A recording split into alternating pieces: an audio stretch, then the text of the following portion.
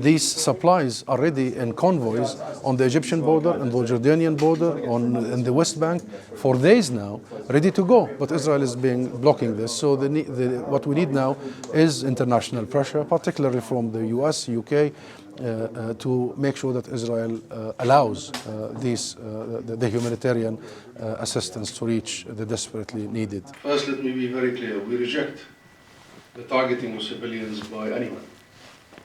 Everyone should be treated with dignity and respect. And international law and international humanitarian law must be upheld and respected by all. We also need some perspective here. What we're seeing right now is not a war on Hamas, but a war on the Palestinian people. The forced mass expulsion of 1 million people, the indiscriminate war and bombings of civilian infrastructure, schools, medical centers, homes, markets, and the prevention of the supply of water, food, fuel, electricity, and medicine from reaching Gaza have already taken a terrible toll. Official numbers this morning find more than 2,850 Palestinians killed in Gaza and the West Bank. But what we need urgently right now is an immediate ceasefire. We need humanitarian corridors to bring the aid now. Bring the medicine, food and water to people.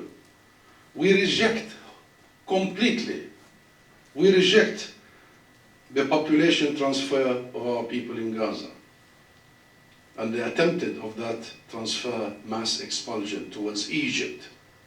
We will not allow another round of mass ethnic cleansing in Palestine. We will not allow for a second now. What we need right now is not revenge, but justice. Not war, but peace. We need to move forward, not backward. We need to be courageous, wise. I'm Jo Crawford from Times Radio. In terms of the hospitals in North Gaza at the moment, if there is an Israeli offensive, what will it mean in terms of trying to get humanitarian aid to those hospitals? Do you know how many people are still working in those hospitals or being treated in those hospitals? I really don't have exact and updated information because it's evolving. But I know that 41 medical personnel have been killed until last night. I don't know even what the numbers now. And I know among them are very, very prominent doctors who provided lifeline to the hospitals in Gaza. That we know. We know the medical supplies are running out.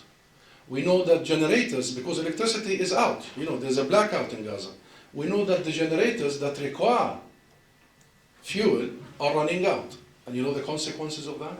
Forget about those who are targeted by airstrikes. The consequences on normal people who are on life machines and all that.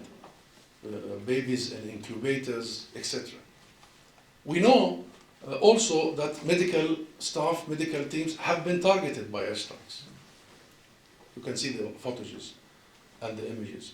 So we can say that the health sector in Gaza is collapsing, absolutely collapsing.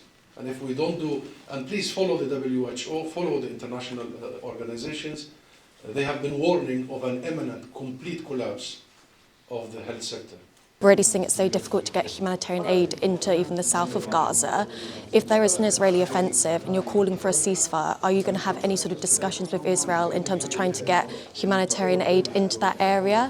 And is a ceasefire the only solution? Yes, we are having discussion with international actors, with regional players to immediately provide, and there is assistance from us, from the government, the Palestinian, from Egypt, from Jordan, from other allies and friends.